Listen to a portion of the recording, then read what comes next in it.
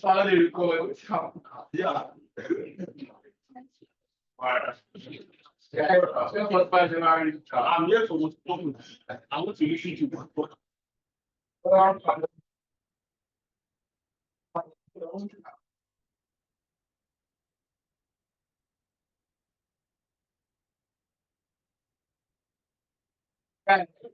dai,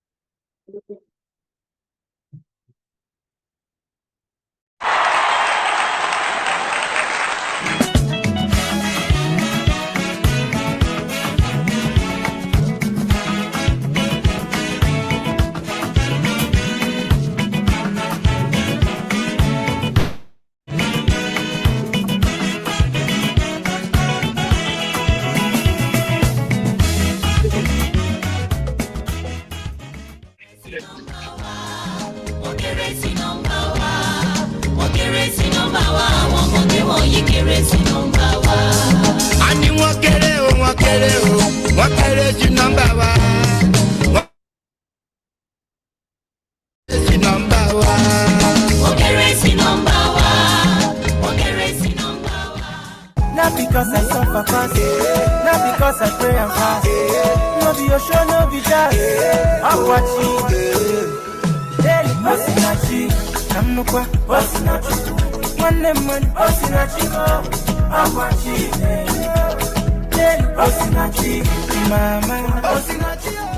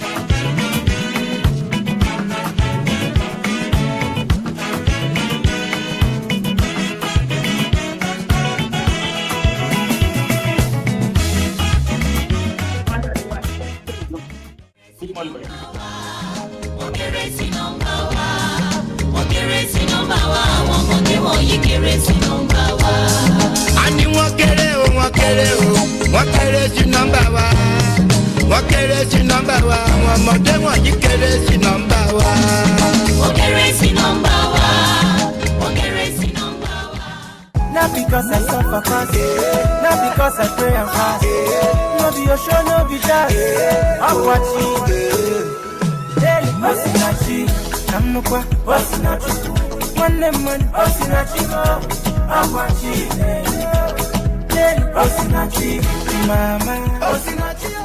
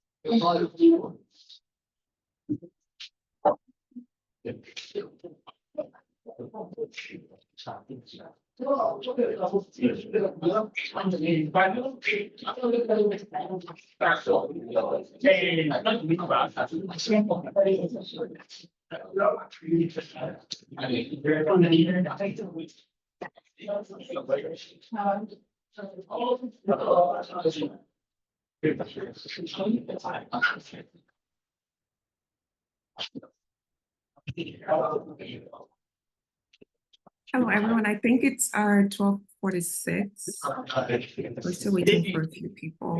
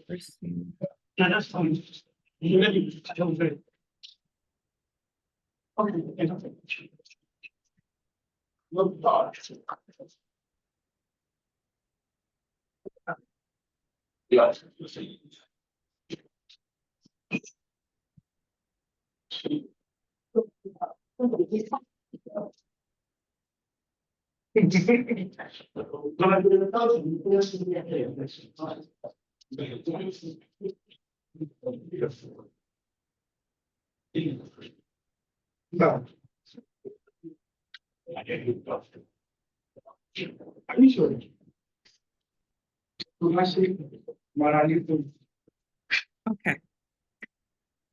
Can you hear me, Adewale? Yes, I can hear you. Good? Okay, I think you might have to speak into a microphone because I doubt if you'll be very audible to any of the attendees. Probably should increase my voice.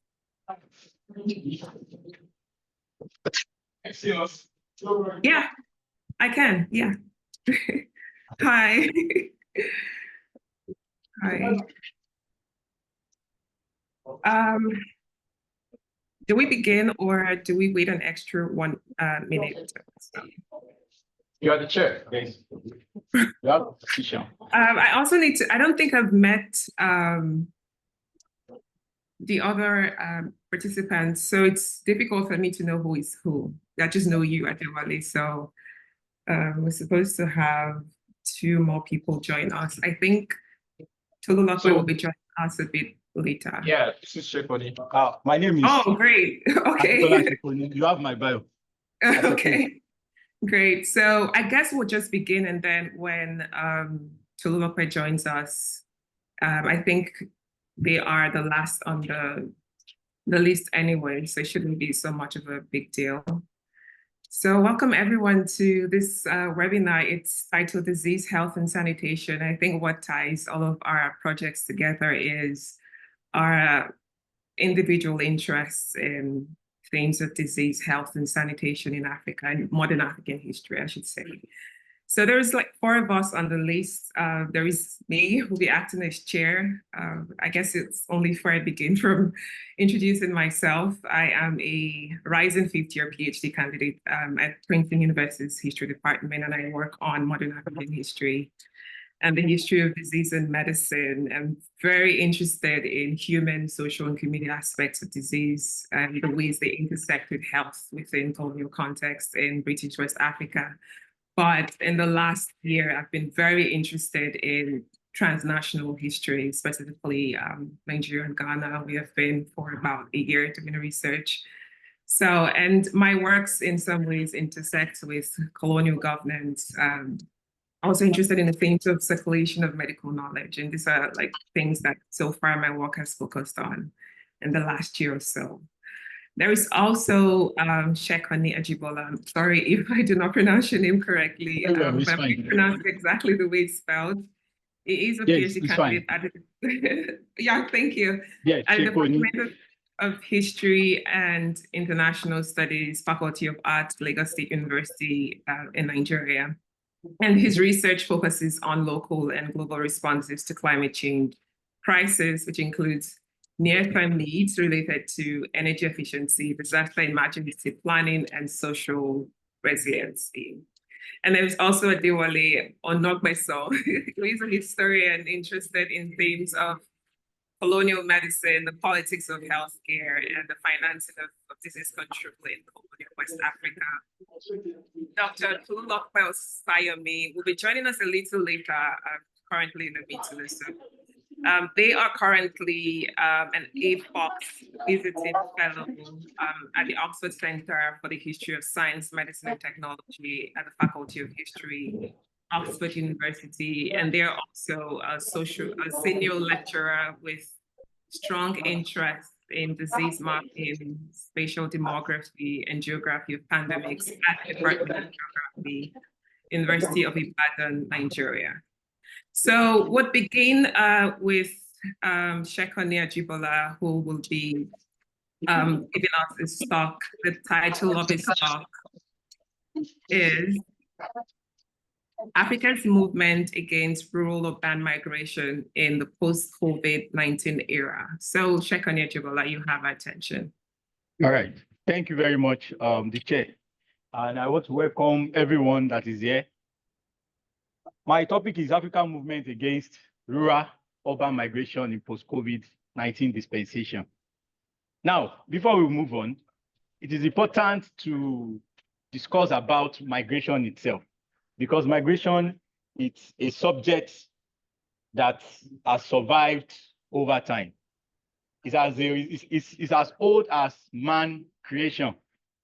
We all know that most of the histories of communities, nations that we have today, almost all are subject to migration here and there.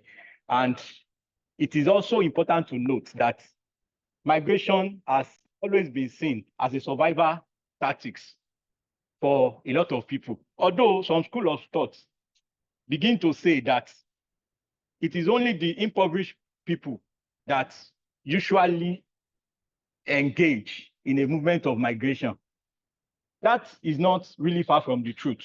But if you carry more investigation in this contemporary time, it's going to be open and evident that it is not just to say that it's as a result of poverty that leads people to migrate from one region to another. Please, you can move the slide. So like I have said, that one of the reasons for migration from rural to urban centers are subject to survival tactics. Even if you are migrating for the purpose of, some people will come and say, oh, I'm migrating to get better employment, better job, give my children quality education, it is still a survival strategy. And we must also appreciate the fact that remittance of migrants are economic multipliers, because most of people that migrated for a better opportunity later eventually come back to remit most of what they have acquired. And this remittance has changed lives in several means.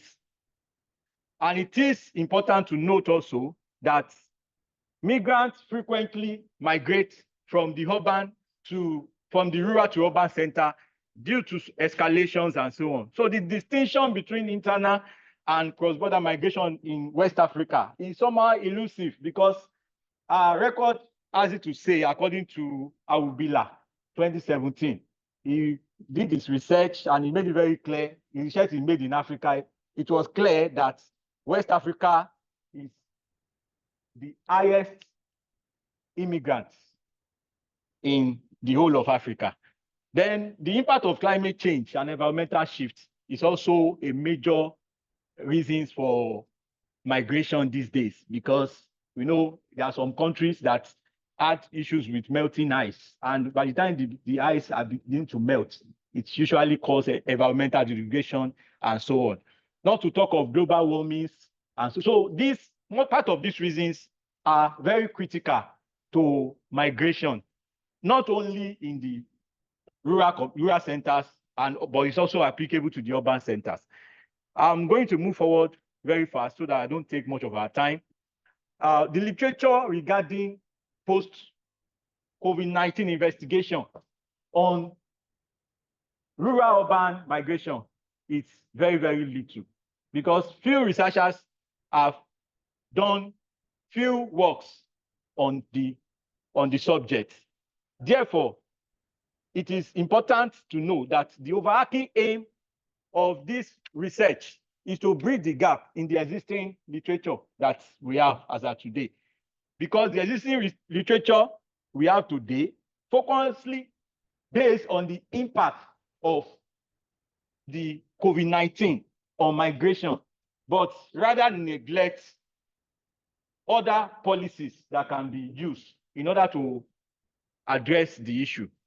However, like I've said, the overarching aim is to bridge the gap in the literature that is existing, and the objectives are very, very short. I want to provide reliable recommendation on sustainable policies relationship between COVID-19 induced rural-urban migration and agricultural productivity.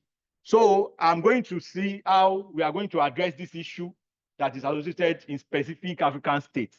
Probably it would be nice if we use Nigeria and Ghana as a case study. I will have used other African countries, but as the popular saying that charity begins at home. So let's move forward. What are the impacts of COVID-19 on migration? Migration rose as a result of COVID-19 cases. We all know very clearly that the issue of migration escalated following the quarantine. After the quarantine period, people begin to japa from one places to another. It is evident that even most of our colleagues have left us for because there is felt shortage of workers here and there. But there is a theory of migration which contends that people migrate in response to pandemic and natural disasters, that it is usually common for migration to occur in this regard. But there is a validity analysis finding regarding this issue in this community. Like, there are more movements that occur, mostly where COVID-19 has impacted, than other places that had fewer restrictions on it. Please move forward, sir. So we are going to go to urbanization, rural migration as a policy challenge. So like I have said in the beginning of my presentation, that my work is going to focus more on policies, how government or how it will be instrumental for policymakers to address these issues. I would say slowing down rural-urban migration policy is very, very tasking. And that is why we are going to look at the West Africa Spatial Development Policies, which has been existing before now. The policy is on land use. The Land Use Act, which was redesigned, was based on sectoral policies. And these policies were there to assist in a way of promoting green places, visa regulation, visiting. And this is very, very instrumental to urbanization as a policy challenge, because most of the West African Spatial Development policies that was enacted is not really effective as it is today. So national policy of labor migration in Nigeria is very also important for the rural-urban migration policies because it addresses the issues of migration patterns and also giving a place for people who are coming from a different location, giving them settlement plan that is favorable. But these are not really encouraging. Like the national migration policy that is adopted in Ghana in 2016 is also of great significance. Other urban nations can learn. Now, immediately after this, if you are interested in this topic, I want you to go and review the BRICS. Many of us, I want to assume that if not most of us, we know BRICS, but I don't think it is right for an expert to assume that everybody knows. But I'm telling you as an authority in this field that the BRICS nation that comprises of those nations, they have adopted a more strategic means that is really of great significance to the transitioning of migrants from the rural urban community. And this has really led to a buoyancy and self-development. And it should be noted that the BRICS major objectives is to remove themselves from the chain of the North or the global North imperialism. Moving forward, there is a relationship between COVID-19 induced rural migration and cultural production. There are a lot of parameters that has to do with this research, but on moving forward, I want to make it clear that there is a positive correlation in the buoyancy of agricultural boom as a result of migration policy. I'm not really going to dwell on this aspect. I'm going to go directly to my conclusion and policy recommendation. Or before I go there, I want to make it very clear that this paper adopted an historical method of inquiry, which means that I have consulted several literatures, the few literatures that are available in this regard, and I've also tried to conduct some interview, although most of my interviews have not really been tested.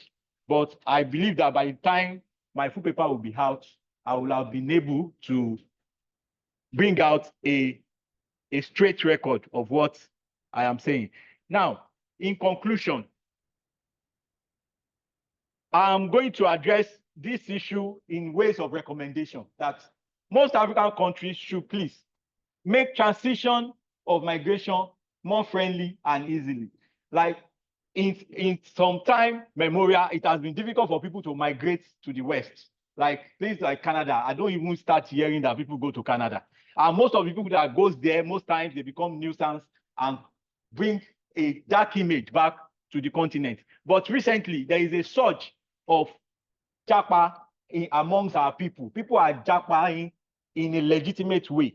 People are converting their results to, they are evaluating it to meet up standard, and they are taking good jobs and good roles. So therefore, the issue of that has been addressed to a certain extent.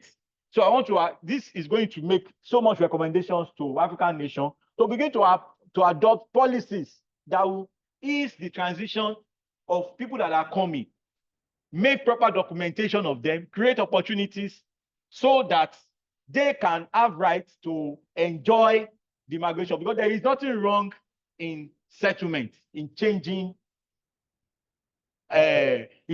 spaces that you want to occupy. So thank you very much for listening to me.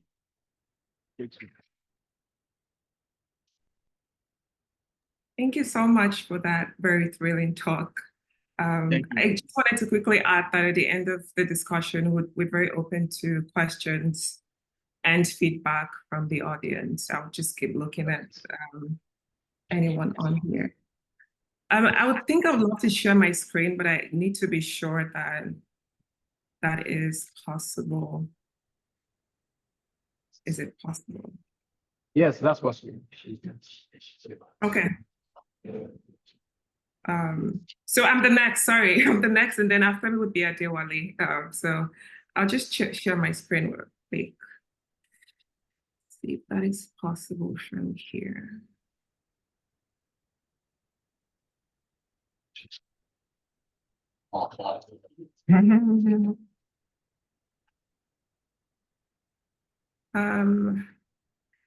Doesn't look like, I don't know what the security settings is for.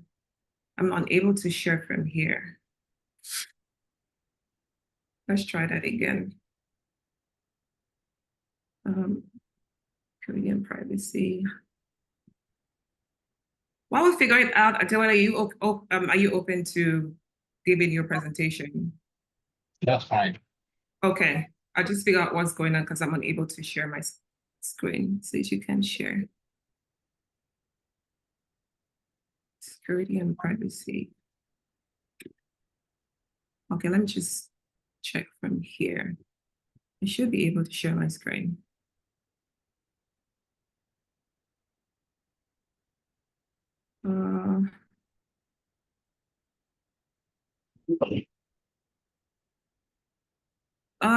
I think you should just proceed. I'm not sure why I'm unable to share my screen.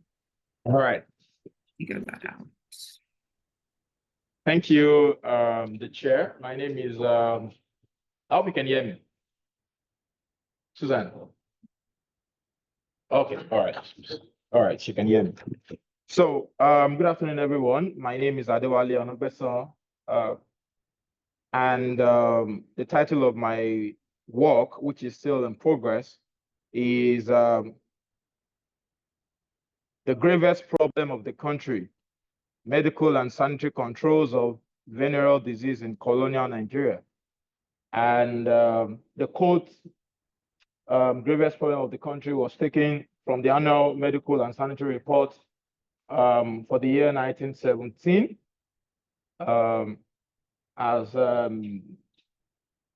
as preserved and archived by the Wellcome Collection based in London. So, next slide, please. So, I mean, one interesting question is to ask, or one question that came to mind, is to, yeah, I mean, there are scholars who have written a lot about syphilis and gonorrhea, most especially. Scholars like our own Said Aderinton, scholars like Philippa Levine, have all explored and many others. Emmanuel Achimpong at Harvard have explored various dimensions of venereal disease in Africa, West Africa to be precise. However, given this quote, I became curious to know, if the medical officer for the year 1917 could report that venereal disease have now constituted, have now become or emerged as the gravest problem of the country. So I want to ask, or I'm asking myself, and of course, everybody here, that how grave was, venereal disease in colonial Nigeria and here, northern and southern province? According to archival sources, we see that the opening decade of the 20th century, up until the outbreak of the First World War in 1914, medical statistics show that, both gonorrhea and syphilis were, increasingly expanding. Scholars like Said Aderinton, have looked at reasons and, catalysts for this, for this, most of which colonialists, point at prostitution as, the major cause. All right, so I have figures here to just show that, indeed, venereal disease was grave. But I also want to say here that these figures presented here are not, they do not tell the actual reality of the nature and the pattern of venereal disease during this period. Although these were figures, reported, but there were many, natives and Europeans who didn't show up for treatment, as the case may be. So, but it just gives us, an insight into how serious these diseases were at the period. So from 19 1907 to the interwar year period. Next slide.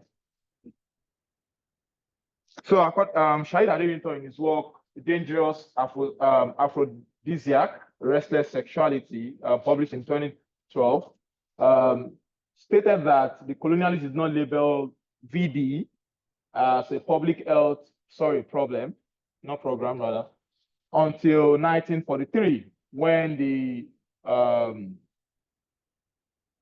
Venereal Disease Ordinance was passed to protect the British colonial army, according to Saheed Aderinto. However, I wanted to say that, I mean, well, even though Saheed Aderinto presented reasons for this, archival materials show that colonialists represented by medical officers have presented, the seriousness of this disease even before 1943. Although the reason why Saheed Aderinto, made reference to this 1943 was because at this time, it threatened, military formations, which was very crucial to colonial projects at the time. So, but before then, I mean, medical officers have reported, for instance, in 1917, the principal medical officer reported that VD constituted by far the gravest problem of the country, whether from the general medical or the more restricted sanitary point of view. The mortality from smallpox is great, but that from VD is probably greater still. The plague is too general for the medical officers, and they were untreated. So, I mean, there were cases whereby people didn't report for treatments during this period. And by 1922, VD had, extended even to the British Mandatory Territory of the Cameroons. The colonial secretary at the time, Winston Churchill, presented a robust submission to the House of Commons on the need for the preservation of a population ravaged by venereal disease. Here we could see the racial dimension, dimension to the political control of venereal disease. Here, I mean, Churchill was referring to Africans as the population ravaged by venereal disease. Of course, scholars have also, debate and of course presented their perspective as to the racial coloring of Africans, as people who are sexually, loose, as the word might be. However, venereal disease, as argued in the work, The Color of Disease, is a disease that affects both white and blacks, as the case may be. Next slide, please. So here I want to discuss what I call the twin realities. And the first thing I want to discuss here is that VD in colonial northern and southern provinces were epidemic in nature. That's the first thing I want to talk about. However, there are realities in both northern and southern provinces, differ in a way. For instance, syphilis was more prominent in northern province, while gonorrhea was more prominent in southern province.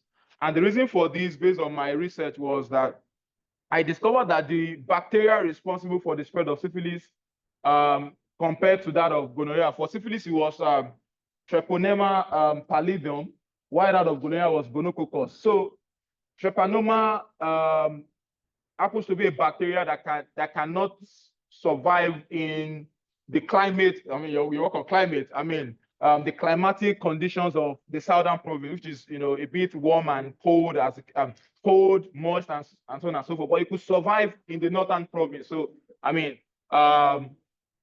so the bacteria responsible for the spread of both diseases was one of the things I discovered as to why syphilis was more prominent in the northern province and gonorrhea, more prominent in the southern province. Another true reality I want to discuss here is that, various and well-known remedies and drugs that were developed in tackling venereal disease were promoted side by side, right, with aphrodisiacs. So here we're saying that, both syphilis and gonorrhea constituted the gravest problem of the country at this time. But we also see the fact that instead of just promoting drugs to tackle this, we also see drugs. We also see the spread of even the marketing of elements that helps to enhance sexual desire. So these are two realities that I discovered in the course of my research. For instance, we see mercantile firms such as E.C. Jones, who promoted aphrodisiacs, right? and at the same time promoting remedies. So these are two realities that existed in the course of my research. We also see Onisheguns in the Yoruba, traditional healing system, who, developed drugs, as the case may be, local drugs to, curtail the spread and the pernicious nature of VD during this period. Pharmacists, as the case may be. Another two realities I want to discuss here are the approaches developed by Saheed Aderinto, which is termed protectionism and censorship.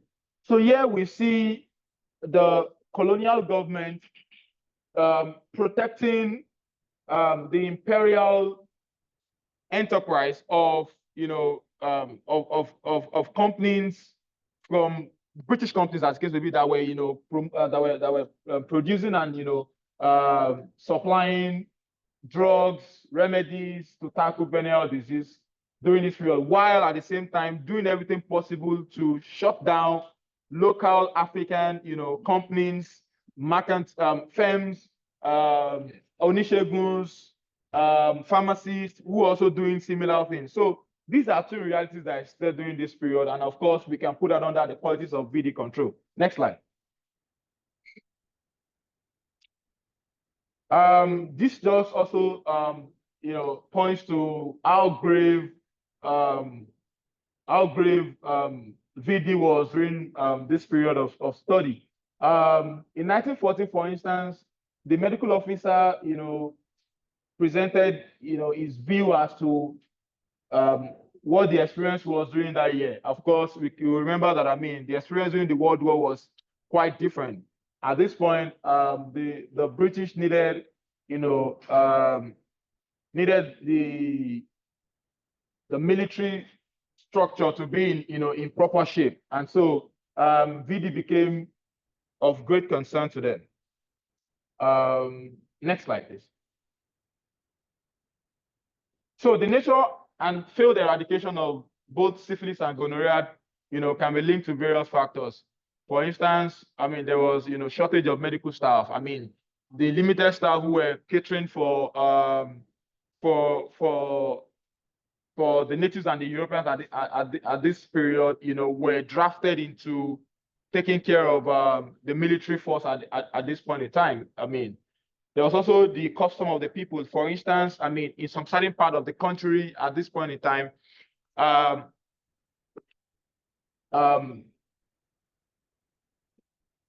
the culture allows for, marrying more than one wife, as the case may be, or possibly religion, as the case may be. And that, some way, somehow was, linked to the nature and the spread of venereal disease at this point in time. And of course, the impact of venereal disease was discussed here. Next slide.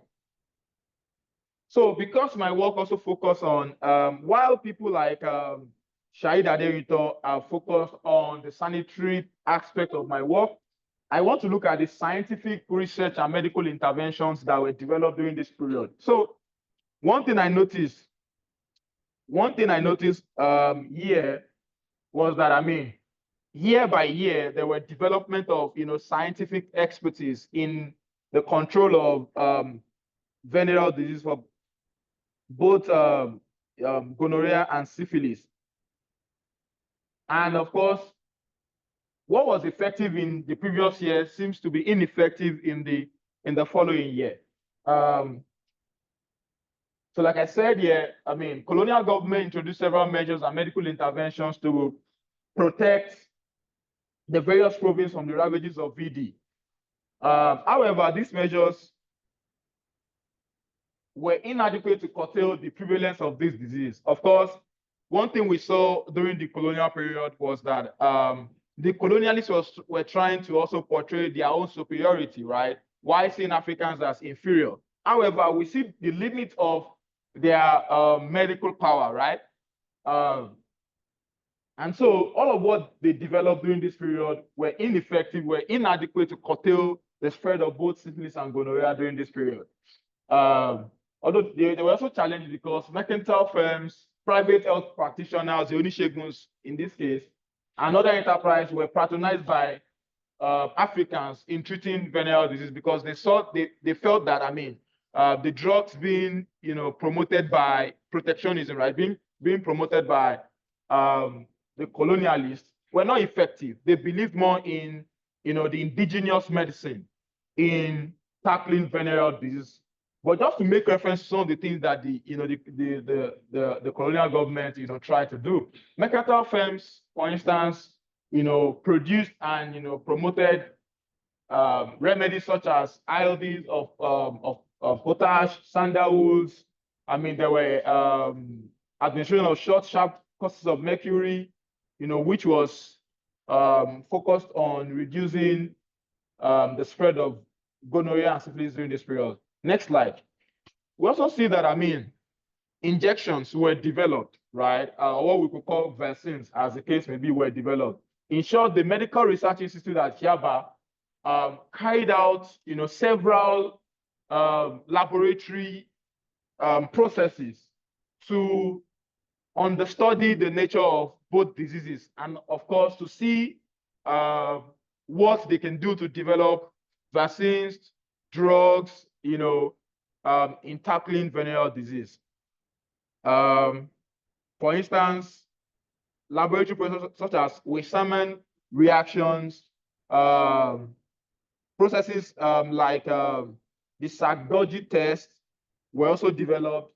The CAN test was developed across various, colonial laboratories across the country at this point in time. They were developed. And so what you would notice in this work is that, like I said, year by year, what was effective in the previous year became ineffective in the following year. And so they needed to, advance their level of scientific intervention during this period. All right, next slide. Also, one thing you'll notice is that the scientific interventions or the medical interventions in certain provinces was different from the other province. For instance, in the northern province, medical officers made use of, the neocassivan intramuscular course of mercury, which for tackling syphilis, which was different from what was used in tackling gonorrhea in the southern province.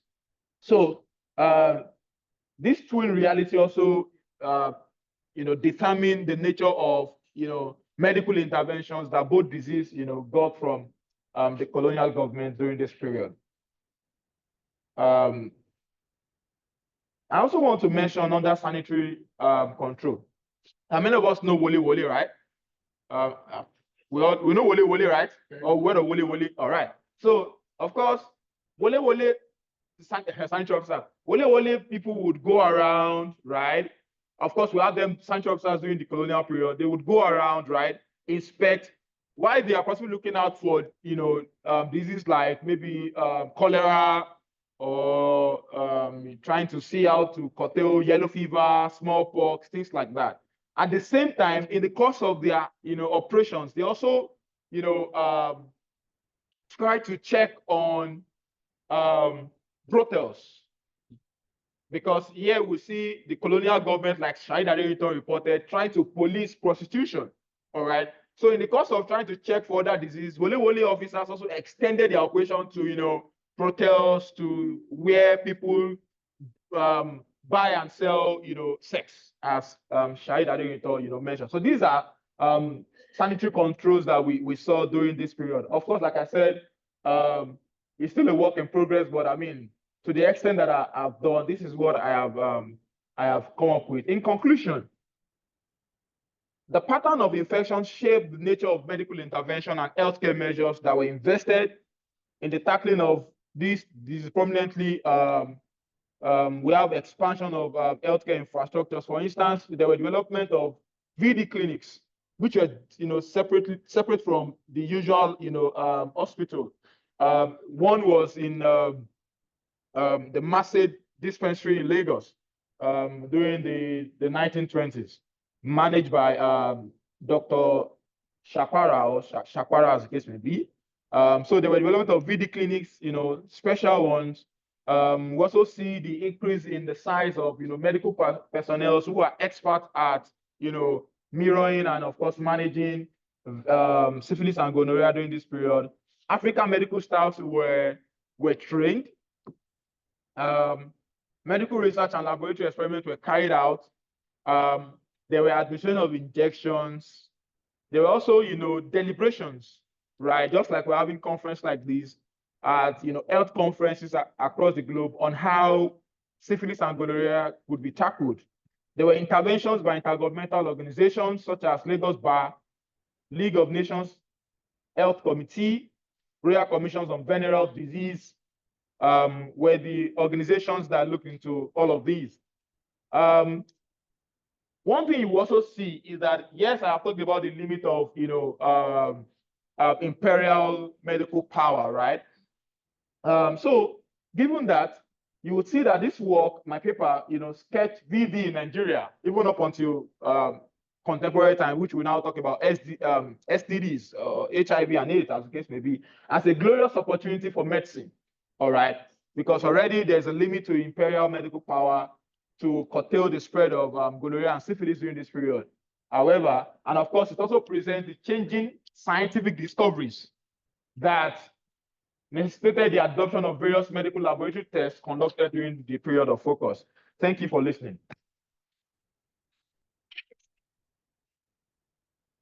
Chair, are you That there? was great. That was great, Adewale. Thank you so much for that very thrilling talk.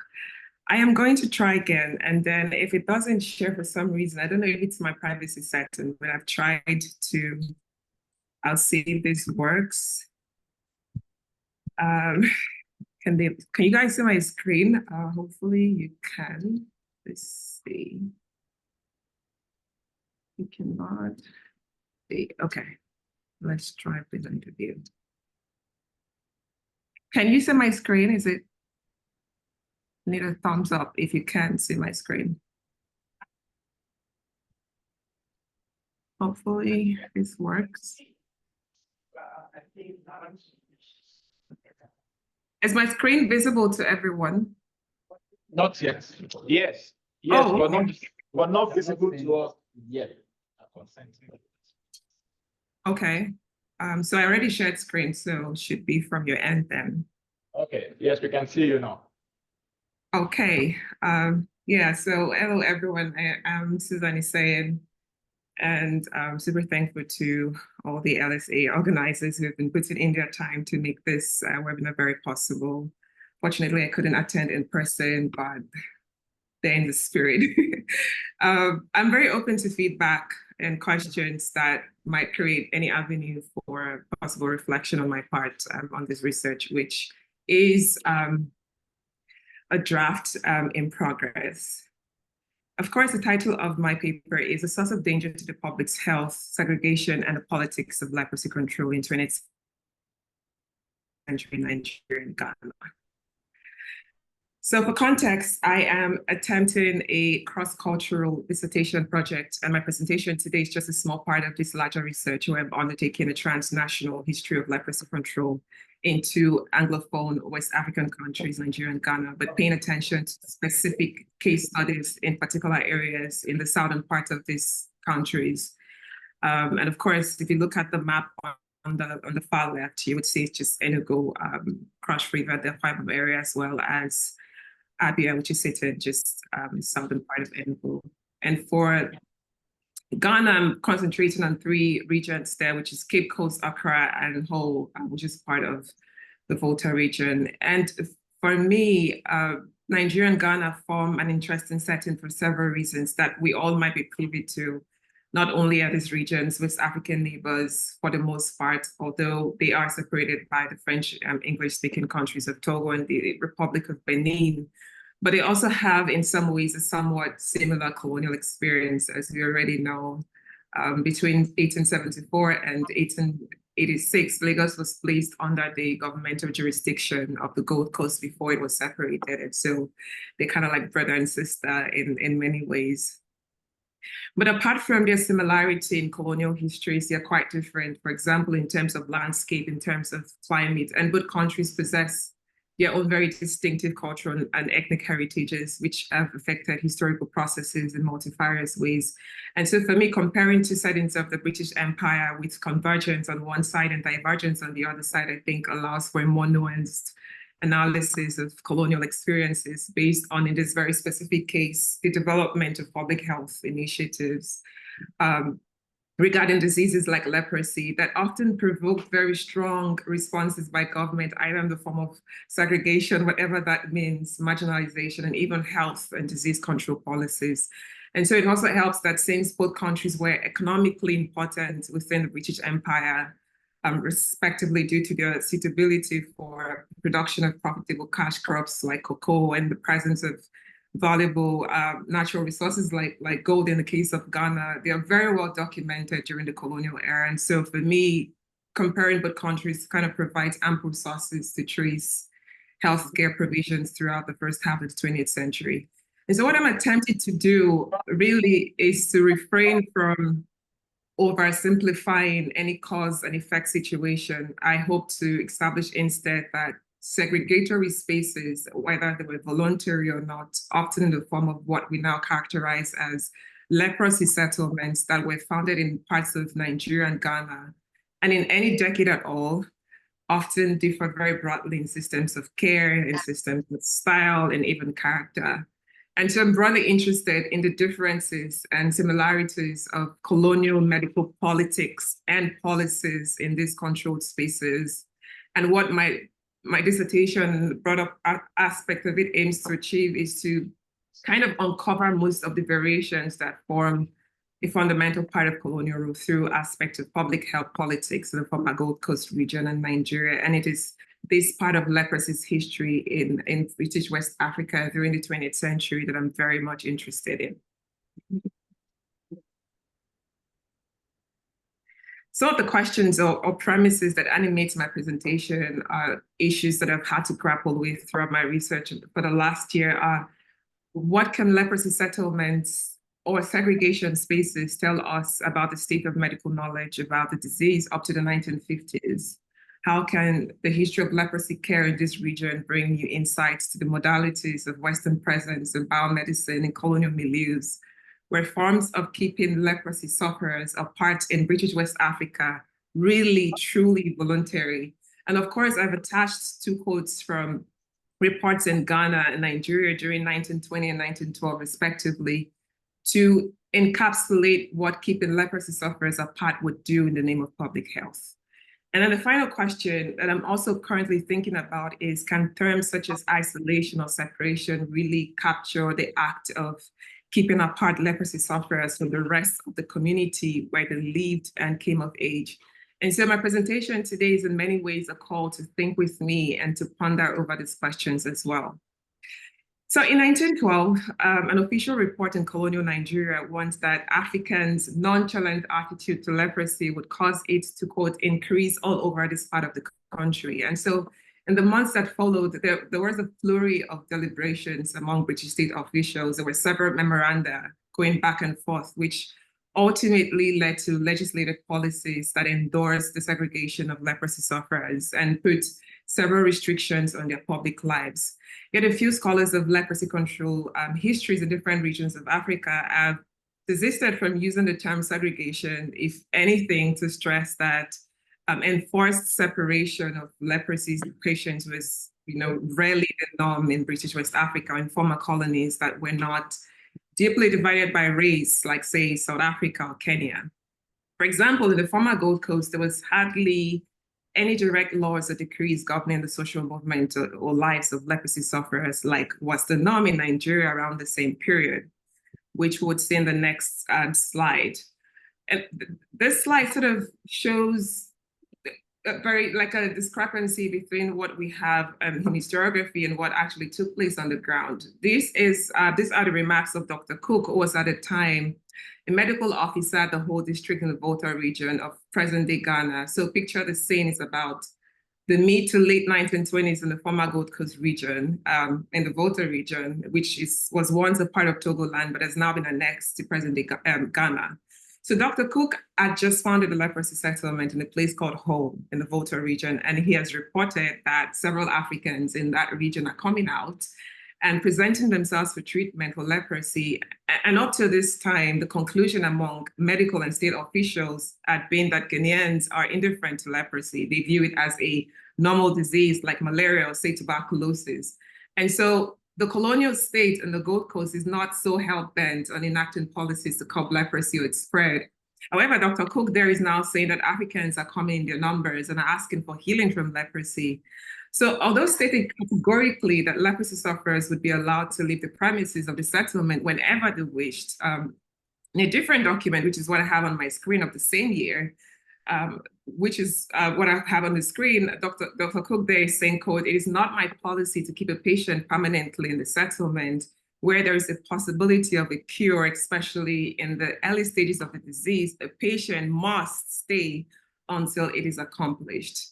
And in the same record where Dr. Cook tells us that patients were not forcefully segregated, he also mentioned that local chiefs refused to allow villagers to return without a pass from him. And we see that on document on the right, where Cook is telling us that this act assisted in this whole scheme of segregation.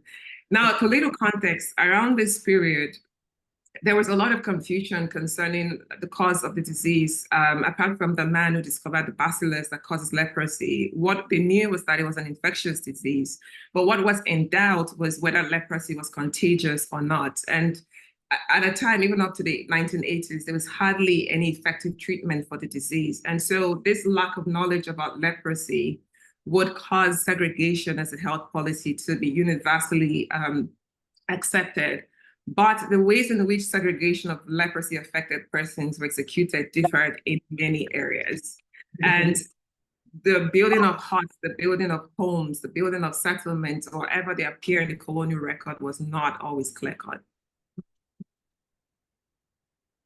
We find it something a lot more straightforward in the policies enacted in colonial Nigeria, where the laws mentioned that leprosy sufferers could not be allowed to roam about or sell merchandise or to be seen in public spaces. And local chiefs, their families, their relatives, their neighbors were expected to do so to report those who had leprosy. Whereas in colonial Ghana, it was a lot more subtle. But what came to be both accepted was that leprosy was now tagged a loathsome disease. And so sufferers were often referred to as unfortunate people who were fast becoming a source of danger to the public's health. So whether you journeyed from the middle of West Africa's coastline where the former Gold Coast is situated, or you left there to the Acephalous home seat by the Cross River area of Nigeria, the underlying policy was the same. They would create a small or large expanse of land where people would be segregated as people who are affected by leprosy to reduce vulnerability. Let me show you a few snippets from this silent documentary that was produced by the Church of Scotland in the 1940s. And may I say, please, that viewers' discretion might be required in certain parts of the video where there are very, very vivid portrayals of the disease.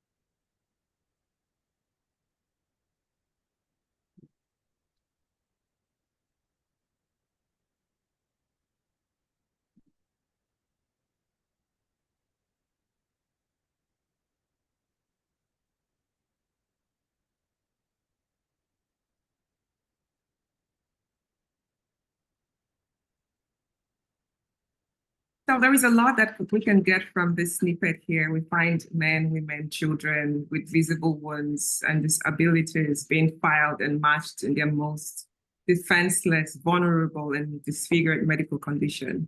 And we see the aura of the disease everywhere. And so what this documentary, which was produced by the Church of Scotland in the 1940s, expected to prove is that there is an aura of the disease everywhere. And we're supposed to see that modern medicine can perform miracles and can turn the quote primitive diseased African into a healthy, civilized individual. But what the scenes that we've just watched reinforces is this undesirable perception of the leprosy sufferer's condition. It enforces bodily difference. And it is this reality that gradually transformed the profile of the disease from one of tolerance, as was the case in both parts of Ghana and Nigeria, to one with a very peculiar character, what the historian Megan Vaughan calls the leper identity. And I think that in some ways, this helps us to understand some of the pivots upon which those with leprosy would become socially marginalized. This was also a screenshot from the documentary, which runs for about 49 minutes. It's a silent documentary, there is no sound. And what we see here are screenshots from the video, which shows where commercial products are being forbidden from being touched by those who have leprosy. And every currency used by any leprosy patient at all in trading was to be properly washed and disinfected. And this regulation ran contrary to communal living among the local people, which embraced the market as a site where friendships developed among individuals in the local communities and which strengthened intergroup relations. And my argument here is that public health policies were central to these approaches. On a final note, I argue that spaces like the leprosy village, the leprosy settlement, the leprosy community, or the leprosy home, or whatever name nomenclature can attach to that, helps us to fathom ways in which disease and medicine conflate. And the history of leprosy control in Nigeria and Ghana adds another vital dimension to this history. It brings to light a different kind of story that emphasizes social cultural subtleties that are often glossed over in discussions about medicine in colonial contexts. They also lay bare the roles that public health policies play in a given society. Establishment of leprosy camps, establishment of leprosy settlements for the purpose of segregating Africans with leprosy adds new perspectives to the roles they play in the treatment of infectious diseases and infected persons within Africa's colonial history. So thank you very much for listening, and I'm very open to feedback and questions. The next delegate, Olulope Osayomi, who has just joined us, will be discussing his research titled, let me share my screen first so I can figure out, I'm sorry. The title of his talk is In the Eye of COVID-19, What the Pandemic Revealed About the Nigerian Society. So, Dr. Tolulope, you have the floor. Thank you, Susan. I hope you can hear me. Yes, we can.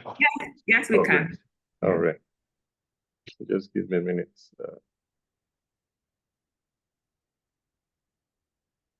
Right. I believe you can see my screen. Yes, we can. All right. All right. Good afternoon, everyone. It's a pity I couldn't be with you in person at Lagos.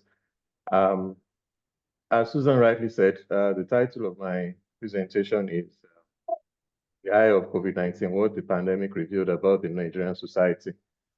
I don't know if you can see the full screen. Can you see this? Not yet. Yes. So we can see your slide. Yes, we can. Yeah. Okay. All right. Okay. So while that is coming up, there's no doubt that the pandemic left imprints on all facets of society and has greatly changed the course of humanity, defining the way we live, work, and coexist. I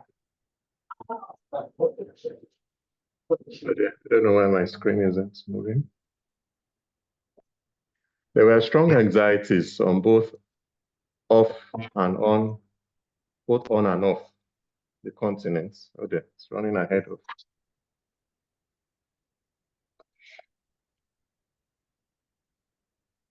Sorry, I have to reshare.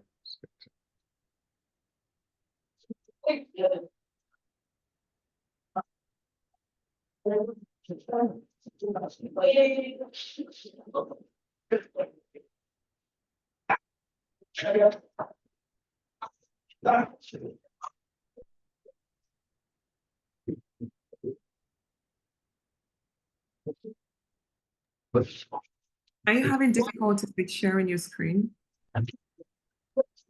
No, it just suddenly went off. I don't know what happened to my slides. It just disappeared off the screen. So I'm trying to Okay. relaunch. So please pardon me. Just give me a few minutes. Yeah, no problem. Take your time. All right, thanks.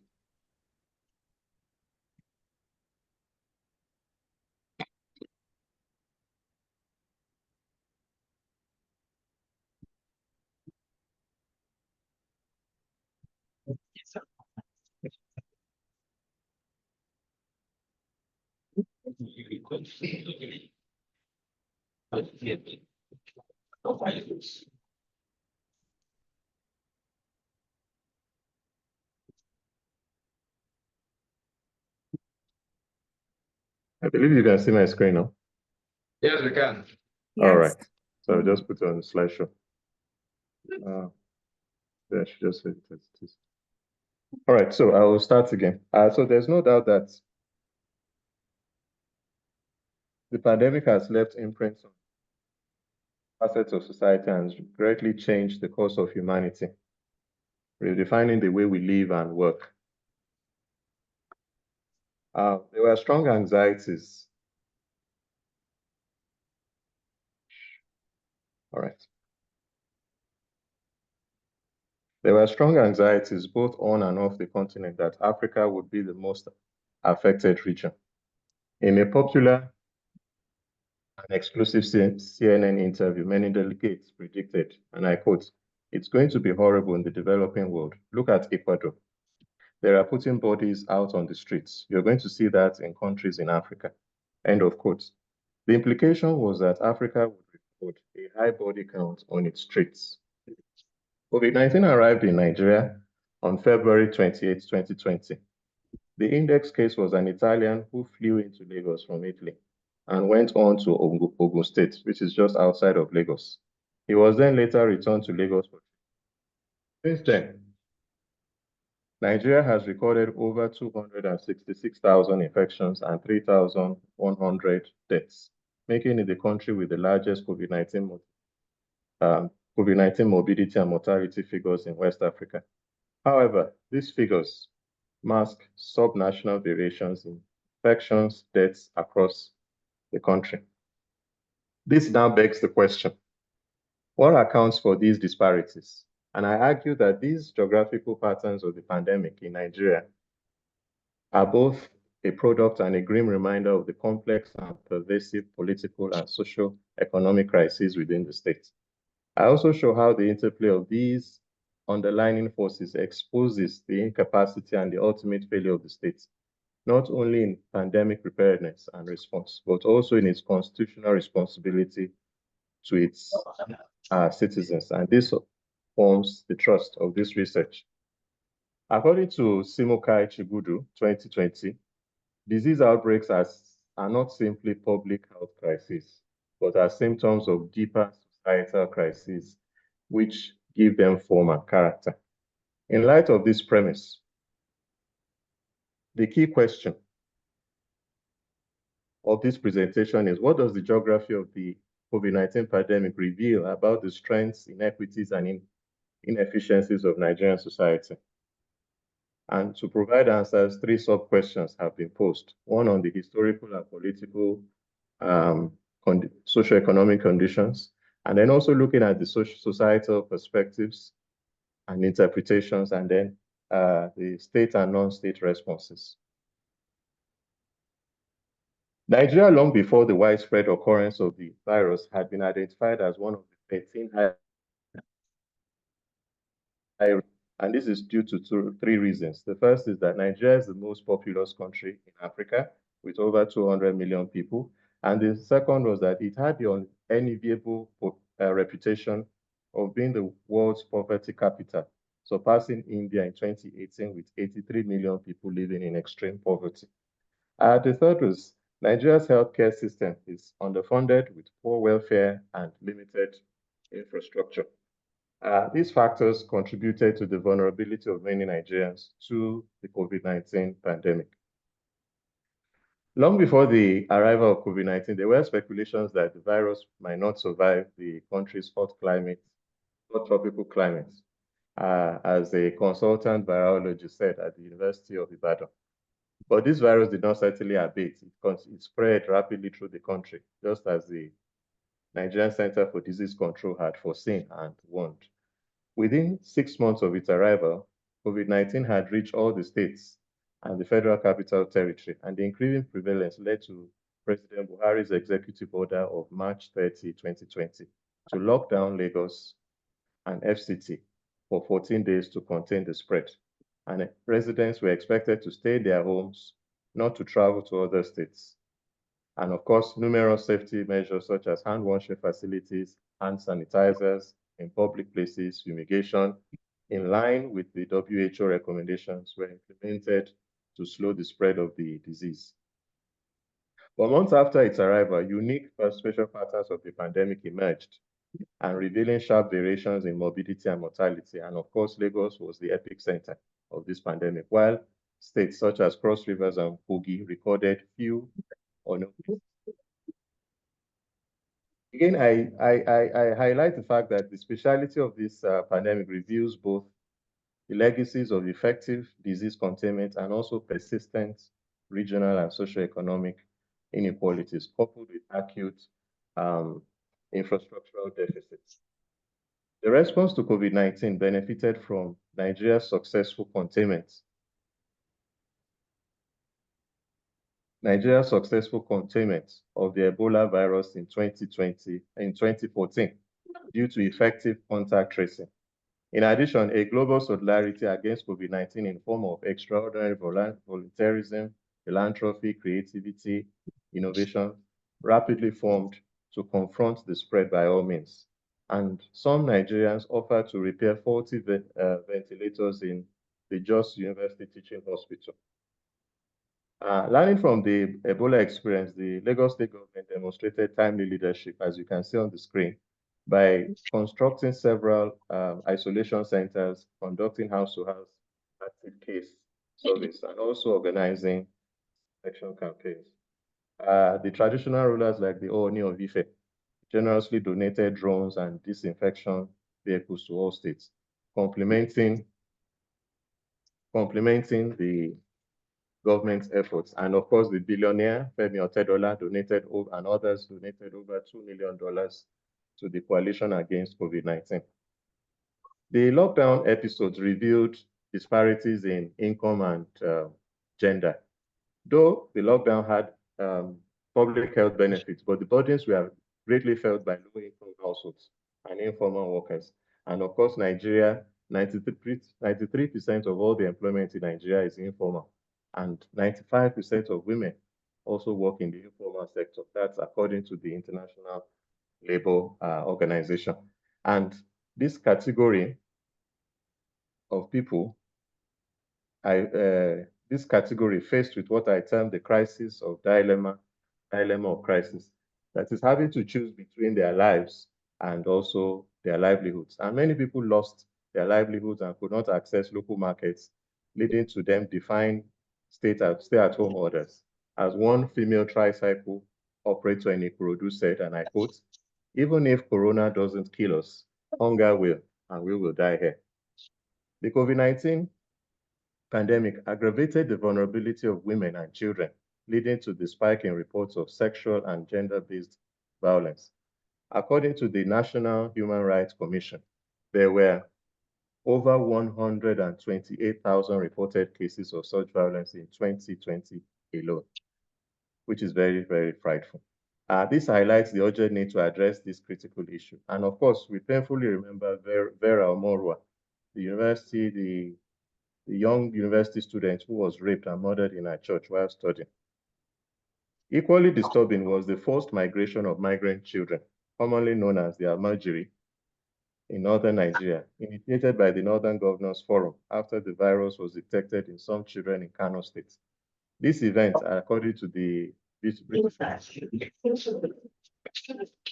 was described as the largest state-sponsored movement of children in Africa, and this heightened tensions between northern and southern regions of the country, with some parts of the south alleging that the Almajiri were being used as weapons of bioterrorism.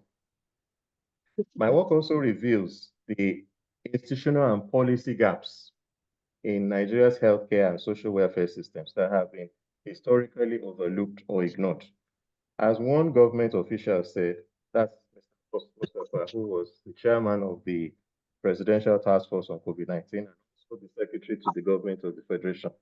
He stated this at his Senate hearing, and I quote, "I never knew that our healthcare system was such in a dire state until I was appointed to do this work. But long before then, several doctor strikes had brought the appalling situation to the world's notice, but nothing substantial had been done. In reaction to the neglect of the health, in reaction to the neglect of the health sector, many healthcare officials, healthcare professionals emigrated to the US, UK, and other countries where their skills and experiences are greatly valued. In absence of social safety nets for poor and vulnerable households, the federal and some state governments struggled to provide cash and food, but the effects were not far-reaching, and many Nigerians relied on social capital, their families, neighborhoods, faith communities. But when confronted with the health emergency, it was sad to see the absence of a contemporary health emergency policy in the country. And what was available was the obsolete Colonial Quarantine Ordinance of 1926, which could not adequately respond to a contemporary challenge such as COVID-19. Swiftly, the legislative arm created a new law, but was later found, and shamefully later found, to be very similar to that of Singapore. Popular sentiments among Nigerians included skepticism about the existence of the virus, such as "Corona is not here, it's abroad," as documented in a BBC documentary on COVID-19 in Nigeria. One vegetable seller had this to say: "I don't know what coronavirus is.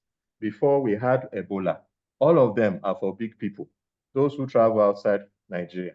They brought coronavirus to Nigeria, and it is with them, not with us. We poor people don't have it, in Jesus' name," ending on a religious.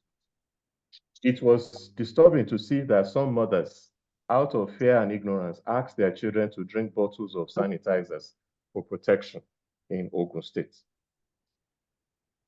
For many, COVID-19 was divine retribution for political misgovernance. Several high-profile politicians in Nigeria were infected with COVID-19, including Governors El-Rufai of Kaduna State, Bala Mohammed of Bauchi, Seyi Makinde of Oyo State, and Rotimi Akeredolu. This highlighted the vulnerability of the political class to the virus, despite their access to resources and healthcare. While some tragically died after complications, such as the Chief of Staff to President Buhari, Abba Kyari, and former Governor of Oyo State, Abiola Ajimobi. This notion of penalty strongly reflects the historical disconnect and the deep mistrust between the government and its citizens. Besides these, the perceived lack of preparedness for the global health emergencies at various levels of governance was demonstrated by the COVID-19 pandemic, which sparked protests like EndSARS across the country. As you all know, it started as a reaction to a single event against police brutality, the killing of a young Nigerian in Lagos, but it then spread like a wildfire and grew into a youth-driven movement against police brutality and also historic misgovernance. EndSARS was an opportunity for millions of young Nigerians to voice their long-held frustrations against the state. Interestingly, these protests did not result in a surge in infections, but further exposed the corrupt management and distribution of COVID-19 palliatives and related resources. There was widespread looting of private and government warehouses across the country, where tons of COVID-19 palliatives, such as bags of food stuff meant for low-income households during lockdowns, were hidden. One resident who took some food away was asked why the looting was so rampant, and he had this to say: "It is anger. It is anger," he replied. "The situation in Nigeria is very bad. I work in a private school. We haven't been paid salary for some time since the lockdown. We are hungry, and they hid all this food in this warehouse at Ede." Given the foregoing, in conclusion, given the foregoing, COVID-19 was more than just a public health crisis. It was a crisis of confirming what is known as the one disease, many crises framework, as postulated by Simokai Chibudu, 2021. The COVID-19 pandemic has exposed the deep-rooted systemic issues plaguing Nigeria, leading to the conclusion that the country is a failed state, and the country's inadequate response and the breakdown of essential services and the widening socioeconomic, social inequalities have all contributed to this dire assessment. Thank you very much. Thank you so much, Dr. Tolulope Osayemi, for that very interesting presentation. I do not see any questions from my end here. So Adewale, could you maybe coordinate questions from your end since you're there in person? And then while I'll continually check here to see if there are any questions here. All right, Madam Chair. Do you have any question for any of the presenter? Okay. We have one question, Chair. Okay, of course, please. Okay, thank you very much. I want to ask question from my question is directed to the last speaker. That is, I don't know his name, but he's discussing about the COVID. Now, in the course of his presentation, though he explained the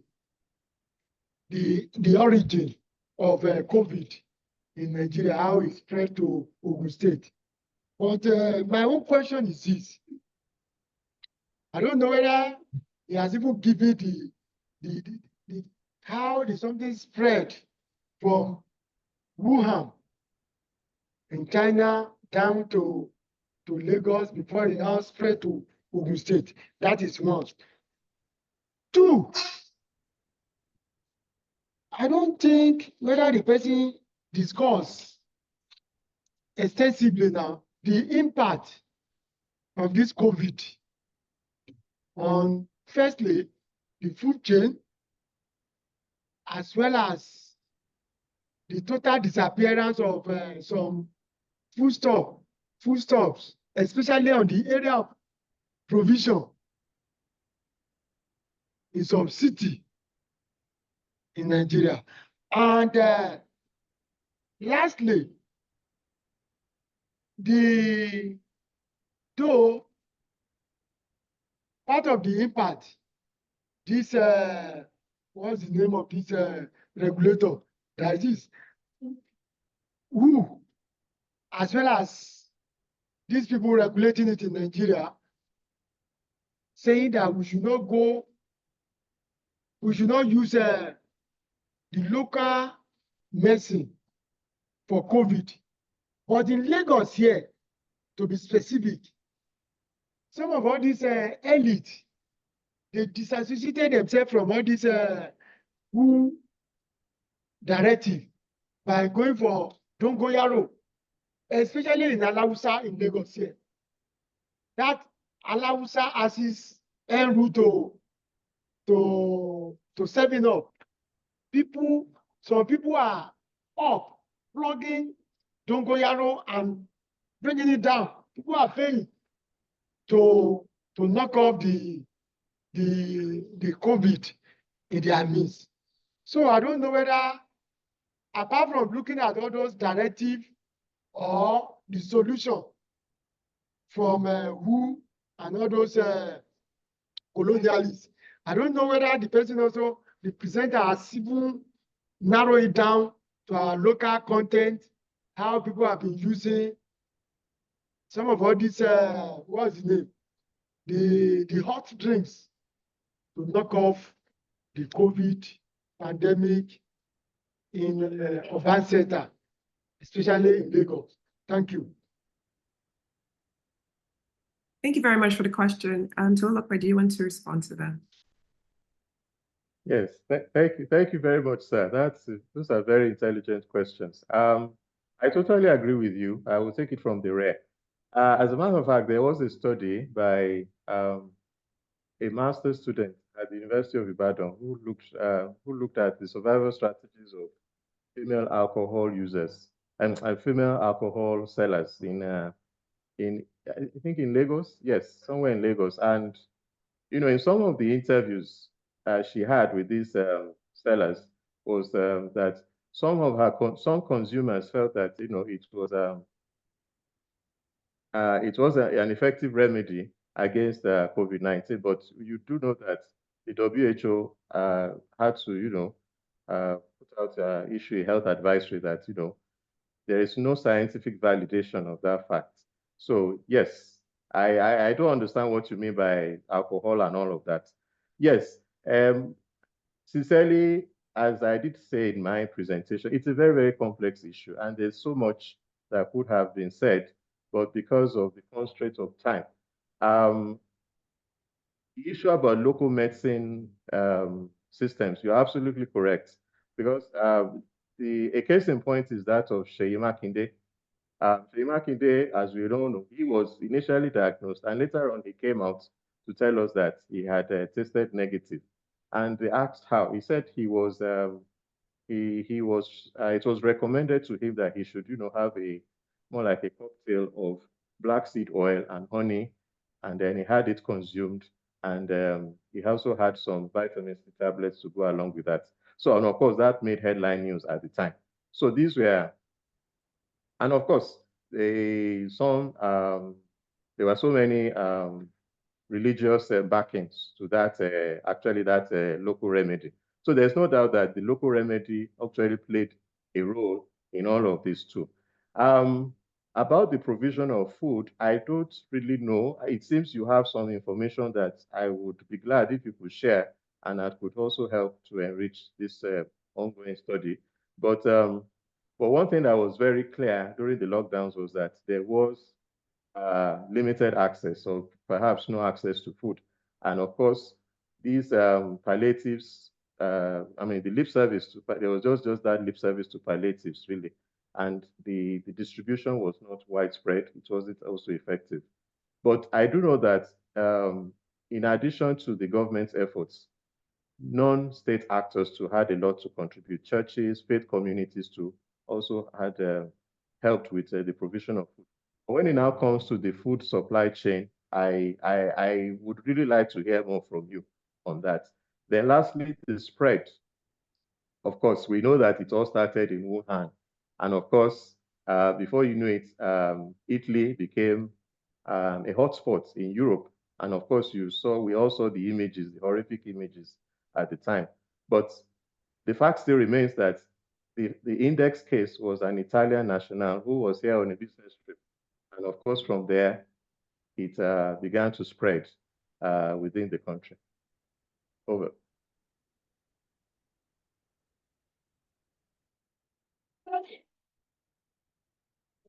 Any questions from your end, Diwali? Yes, Oh, No more question, but there's a comment. Yes. Conclude that. If there's no other question from other, I would like to chip in something as regard to the impact on the food chain that you said, like in Lagos, for instance, the government now advised that nobody, total lockdown But then when they now knew the impact that it has affected the food chain distribution, so the government also now said that so lorry carry food, it can be coming out, and that police should not disturb them, neither all those disease control, they should not disturb them. So as a result of that, now people carry food, especially to the city, they were now coming out to carry the food during that period, especially early April in 2020. They were now coming out because there was a total lockdown across the country, March 30th, 2020. But between early April to early April, that's April 1st to 16th, there was a disorganization in food chain because of those pronouncements that nobody should come out. But when they now saw that the food chain processes have been disorganized and people are now informed, so they now said that. So that is one. Two, people distributing food also, outlets also, especially in Lagos, they were not available. So government also now said that there should be the market. The market, they are now alternating it. If people selling provision should be coming out in an alternative day, whether Monday, Wednesday, Friday, Sunday, like that. Up to minute more, sir. Okay, but when they are now relaxing the COVID now, they are now saying that people selling food stuff should be coming out on a daily basis. But other people like all those conglomerates, like building materials, they have their own. All right, thank you, sir. So thank you very much. Thank you, sir. Yeah. So, Chair, over to you. There are no questions from my end, from what I can see here. So Okay. I guess we'll just draw a curtain to, like, this will be the end of the webinar. Thank you so much, everyone, for joining this webinar and for listening to a different interest in the history of disease medicine and sanitation. I think it was a very fascinating discussion that we've had so far. I look forward to meeting and continuing the discussion elsewhere, whether via email or any other medium. So thank you all so much. It was great to meet you, my co-panelists. Nice to meet you too. All right. Thank you, Madam Chair. All right. Thank you too. Bye. Thank you, Dr. Tolu. Yeah, thanks, Wale. Bye.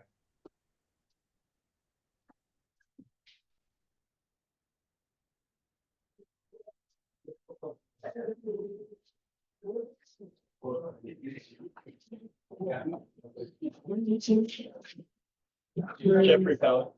So I do work on urban development. So I'm kind of interested in these issues from a contemporary standpoint. So a big part of what I study is the politics of urban development, and part of that is about sanitation, how communities kind of take care of this. I think we also show.